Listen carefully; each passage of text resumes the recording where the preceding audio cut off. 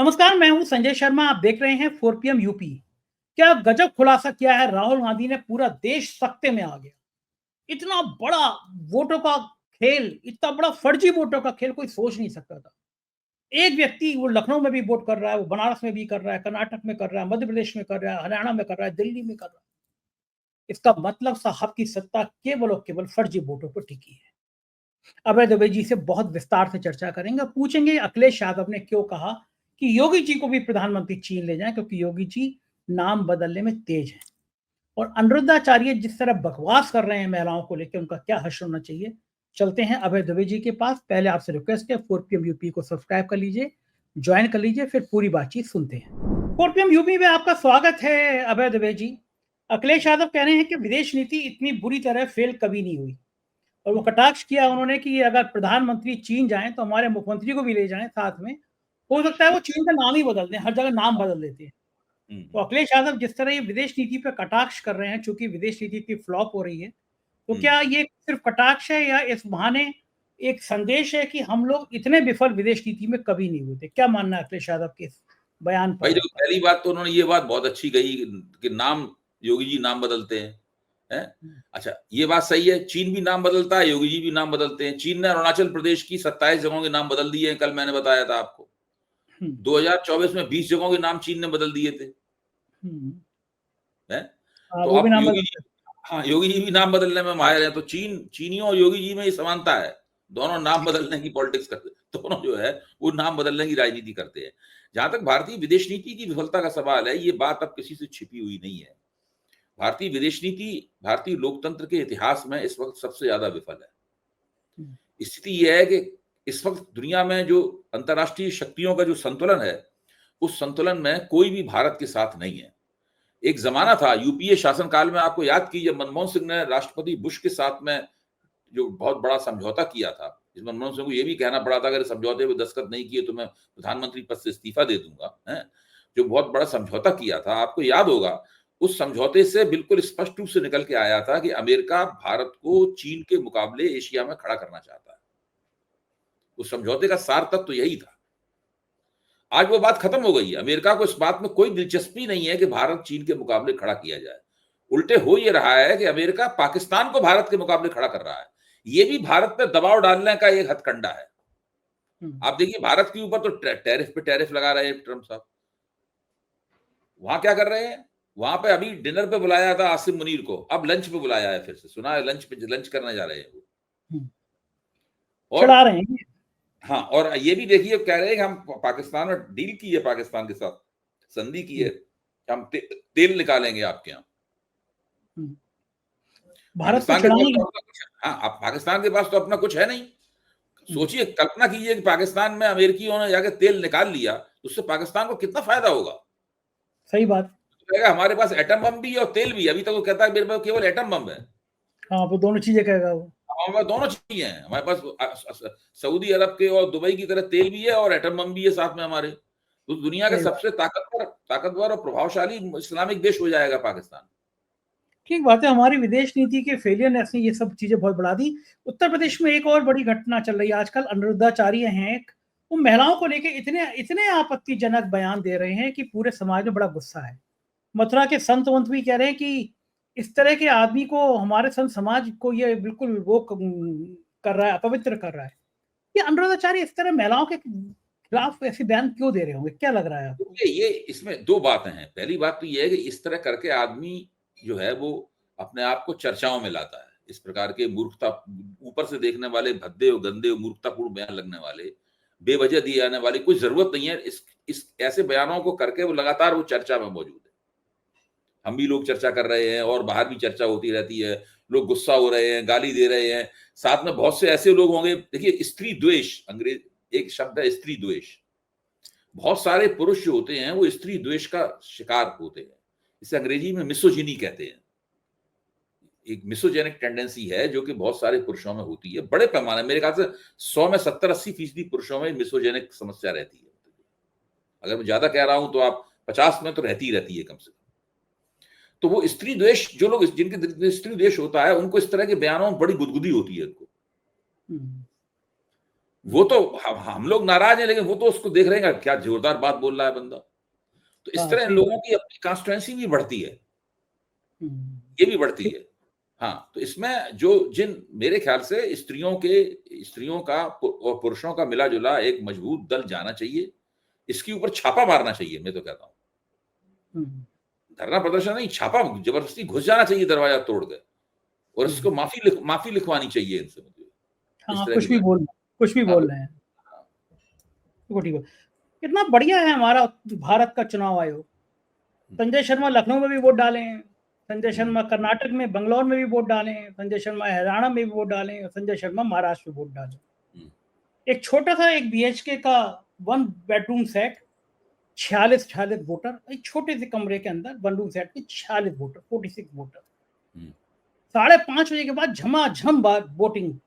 हम्म, चुनाव आयोग कह दे कि भाई हम जो है डाटा 6 महीने में डिस्ट्रॉय कर देंगे। हम्म। लोगों के सालों सालों के डाटा, सारा डाटा एक छोटी सी हार्ड डिस्क में आ जाता है। ये सारे प्रमाण राहुल गांधी ने दिखा दिए। आज जो कहते थे एटम बम, उन्होंने एटम बम फोड़ दिया, दिखा दिया सबूत के साथ। चुनाव आयोग कह रहा था हम नहीं हो, हलफनामा दीजिए इसको, ये तो मामला हाई कोर्ट में जाएगा, हाई कोर्ट देखेगा। मेरे ख्याल से जब तक मेरी जानकारी के मुताबिक भारत के चुनाव की अगर दृष्टि से देखा जाए तो ये अब तक का सबसे बड़ा दस्तावेजों के साथ खुला हुआ घोटाला है। तो क्या अब ये माना जाए कि एक सीट है तो मोदी जी की जो सत्ता है वो बेईमानी से बनी हुई सत्ता है। इसी तरह वोटर लिस्ट में मुझे लगता है कि उड़ीसा, कर्नाटक, ये वो राज्य हैं। उत्तर प्रदेश में तो ओवर कॉन्फिडेंस में तो यहाँ जरूरत ही समझी नहीं होगी कि यहाँ तो सब अपना है ही है। लेकिन जहां जहां कमजोर थे वहां वहां खेल किया गया। और क्या चुनाव आयोग को ये कहना चाहिए कि राहुल गांधी हलफनामा दें, इस पर लिखकर एफिडेविट दें, और गलत को तो हम कानूनी कार्रवाई करेंगे। इसे कहते हैं एक तो चोरी, ऊपर से सीना चोरी। आपका क्या कहना है? देखिए 80 के दशक में जब मैं पत्रकारिता करना सीख रहा था, बहुत शुरुआती दौर था, मैं पत्रकारिता का काका का पढ़ रहा था, तो मैंने इटावा में देखा, जहां का मैं रहने वाला हूं, जहां मैं पत्रकारिता सीख रहा था, कि वहां पर लोकसभा चुनाव हुआ, और लोकसभा चुनाव में 5 निर्वाचन क्षेत्रों से मिलकर एक लोकसभा क्षेत्र तकरीबन मोटे तौर पर बनता है। इटावा निर्वाचन क्षेत्र इसी किस्म का था। तो वहां पर एक पार्टी 3 या 4 विधानसभा क्षेत्रों में चुनाव हार गई, यानी पीछे हो गई, कहीं 5,000 वोटों से, कहीं 10,000 वोटों से, कहीं 12,000 वोटों से, कहीं 15,000 वोटों से पीछे हो गई। एक निर्वाचन क्षेत्र में उसने इतने वोट प्राप्त किए कि वो उनकी उनकी जो जहां वो पीछे हुई थी वो भी कवर कर ली, और 50,000 वोटों से आगे निकल गई और चुनाव जीत लिया। ये मेरी आंखों के सामने हुआ। हम सब लोग देख रहे थे कि जिस निर्वाचन क्षेत्र में अनाप शनाप वोट प्राप्त हुए, वहां जम के वोटों की लूट हुई। उस जमाने में मतपत्रों से वोट होता था, पूरी तरीके से ताकत के दम पर बूथ कैप्चरिंग हुई, और वो उस चुनाव को जीत लिया गया है। ये तरीका था उस वक्त का। अच्छा, जो उस वक्त होता था उसको अब दूसरे तरीके से राहुल गांधी ने दिखाया है कि देश में जब डिजिटलाइजेशन हो गया है और ईवीएम आ गई है और कंप्यूटर्स आ गए हैं, तब किस तरीके से हो रहा है। राहुल गांधी ने यही तो कहा कि भाई कुछ निर्वाचन क्षेत्रों में नेचुरल कंपटीशन होता रहता है, यानी जो प्राकृतिक जो होड़, जिस तरह चुनावी होड़े होती रहती है, एक क्षेत्र में Bharatiya Janata party sweeping victory हासिल करती है, बिल्कुल एकदम पीछे सबको सबको पीछे छोड़ देती है और चुनाव वो जीत जाती है। इस तरह उसे केवल 25 सीटें ऐसी जीती। राहुल गांधी कहते हैं कि जो बंगलौर सेंट्रल का की लोकसभा क्षेत्र है, जिसके एक महादेवपुरा विधानसभा क्षेत्र की उन्होंने जांच की, अध्ययन किया उन्होंने, तो वो उन 25 सीटों में वो बंगलौर सेंट्रल भी है। बंगलौर सेंट्रल पार्लियामेंट्री कॉन्स्टिट्यूंसी भी उन 25 क्षेत्रों में है। मैं ये मानता हूं कि देश में कम से कम 78 निर्वाचन क्षेत्र ऐसे हैं, 78, जहां पर भारतीय जनता पार्टी को 2024 का चुनाव हार जाना चाहिए था, अगर ईमानदारी से चुनाव होता। और इस बात को बहुत सारे इंडिपेंडेंट, स्वतंत्र जो समीक्षक हैं और चुनाव की देखभाल करते हैं, आंकड़ों में आंकड़ा विज्ञान में पारंगत हैं, उन सब लोगों ने उसको साबित किया है, और उसका एक प्रतिवेदन बना के चुनाव आयोग को दिया भी था, जब राजीव कुमार चुनाव आयोग के मुख्य चुनाव आयुक्त थे। उनकी तरफ से कोई जवाब नहीं आया। वो प्रतिवेदन ही मेरे पास है, मैंने पढ़ा है, उसका डेटा वर्क ऐसा है जो बिल्कुल भरोसे के काबिल है। अच्छा, राहुल गांधी ने बताया है कि 5 तरीके हैं जिनके जरिए ये सब गड़बड़ियां होती हैं, और एक निर्वाचन क्षेत्र से 1,02,50 वोट चुरा लिए गए। वो वोट भारतीय जनता पार्टी के खाते में चले गए, और वो 5 गड़बड़ियां वही हैं जो कि डिजिटलाइजेशन के बाद जिनके जरिए वोट लूटे जाते हैं। एक तो गड़बड़ी ये है कि एक वोट 2 जगह या 3 जगह 4 जगह रजिस्टर होता है। अच्छा, दूसरी गड़बड़ी ये है कि फर्जी पते के ऊपर रजिस्टर होता है। इस तरह करके उन्होंने तमाम बताई है। जो अवैध तस्वीरों के जरिए वोट रजिस्टर होता है, या तस्वीरें हैं ही नहीं उसके अंदर। उसके बाद में एक बहुत सनसनीखेज बात बताई कि जो फॉर्म 6 है, जिसका उपयोग दरअसल जो पहली बार जो वोट डालने के लिए कोई व्यक्ति जाता है, यानी 18 साल की उम्र उसने पार कर ली है, वो फॉर्म 6 बनकर मतदाता सूची में शामिल होता है अपने मतदान अधिकार का इस्तेमाल करके। वहां पर ऐसे लोग मतदान अधिकार का इस्तेमाल करवाया जा रहा है फॉर्म 6 के जरिए, की उम्र 70 साल है, 60 साल है, 45 साल है। तो ये नरेंद्र मोदी के नए वोटर हैं। अच्छा, तो ये करके उन्होंने 5 तरकीबें बताई हैं जिनके जरिए ये वोटों का पूरा फर्जीवाड़ा हो रहा है। अच्छा, इसके अंदर एक और चीज है जो उन्होंने कही है, जो लेकिन धीरे धीरे करके हम लोगों की समझ में आएगी, वो मुझे और भी ज्यादा डरावनी लगती है। वो चीज ये है कि एक वोटर जो कर्नाटक में भी वोट कर रहा है, वही वोटर बनारस में भी वोट कर रहा है। यही मैं कह रहा हूं, ये खतरनाक बात है। जो वोटर कर्नाटक में वोट कर रहा है, एक वोटर वो महाराष्ट्र में भी वोट कर रहा है, वो लखनऊ में भी वोट कर रहा है वोटर वो। ये खतरनाक बात है। हाँ, इसका मतलब यह है कि वोटरों की एक बहुत ही विशालकाय टीम है जो शिफ्ट होती है। नहीं पता है, हो सकता है वो लाखों में हो, है। और उस टीम को, चूंकि वोटिंग जो है वो चरणबद्ध होती है पूरे देश में, वो शिफ्ट हो जाते हैं। हाँ, इसलिए वो टीम एक जगह से दूसरी जगह चली जाती है, और उसके पास उसके कागजात होते हैं, उसके पास वोटर आई कार्ड होता है उस जगह का, वहां जाके से वोट डालती है टीम वो। तो योजना पूर्वक, चूंकि देश बहुत बड़ा है, सीटें बहुत हैं, तो सब जगह शायद इतना गड़बड़ झाला ना किया जा सके, लेकिन योजना पूर्वक बहुत से निर्वाचन क्षेत्रों में ये गड़बड़ झाला किया जा सकता है और चुनाव को अपने पक्ष में झुकाया जा सकता है। ये एक बहुत ही खतरनाक बात है कि इस तरह की एक टीम काम कर रही है और कोई उस टीम को संचालित कर रहा है। उसके पास एक पूरी योजना तैयार है कि अब ये यहां जाएंगे वहां वोट डालेंगे, अब ये यहां जाएंगे वहां वोट डालेंगे, अब ये यहां जाएंगे वहां वोट डालेंगे। अच्छा, राहुल गांधी ने जो भंडाफोड़ किया है, चुनाव आयोग तो कभी ये कहेगा ही नहीं कि हमें ये उम्मीद थी चुनाव आयोग से, आपने बिल्कुल ठीक किया, हमने बड़ी गलती की और राजीव कुमार जी को फांसी चढ़ा जाना चाहिए कि उनके नेतृत्व में सारा काम ये हुआ था। क्योंकि जो लोकसभा चुनाव चल रहा था तो चुनाव आयोग तो वो थे। चुनाव आयोग तो यही कहेगा ये आपकी बात झूठी है, अगर आप अपनी बात को प्रामाणिक मानते हैं तो हलफनामा लेके सामने आइए, हलफनामा लेंगे तो आपके हाथ बंधे जाएंगे, उसके अंदर आप अपनी बात से फिर नहीं पाएंगे। राहुल गांधी के पास तो सारे प्रामाणिक तथ्य हैं। राहुल गांधी को 100% एक हलफनामा दायर करना चाहिए इसके अंदर, वो हलफनामा सारे देश को पढ़ना चाहिए। वो भारतीय कांग्रेस पार्टी राहुल गांधी का हलफनामा नहीं होगा, वो देश के लोकतंत्र का हलफनामा होगा। आप क्या बात कर रहे हैं? वो चुनाव आयोग के मुंह पे मारना चाहिए हलफनामा जाकर, ये रहा हलफनामा, ये हम तुम्हारे मुंह पे मारते हैं, और वैसा हलफनामा लेके अदालत में, सुप्रीम कोर्ट में जाना चाहिए, ये हाई कोर्ट में जाना चाहिए कि ये रहा हलफनामा है, इसके आधार पे आप चुनाव आयोग को तलब कीजिए कि ये सब कैसे हुआ।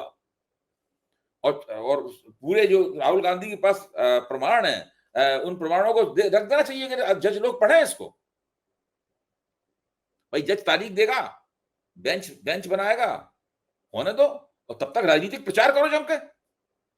और मेरे हिसाब से तो चूंकि इतना लोकतंत्र का सेंसिटिव मामला है, एक 2 विकल्प हैं कि सुप्रीम कोर्ट को भी चाहिए स्वतः संज्ञान ले, अगर नहीं हलफनामा नहीं आ रहा, और पर डे सुनवाई करे, क्योंकि ये देश के लोकतंत्र की सबसे जरूरी बात है। ये ऐसा नहीं हो कि अभी डेट पड़ी, अभी 4 महीने बाद पड़ रही, 6 महीने बाद पड़ी।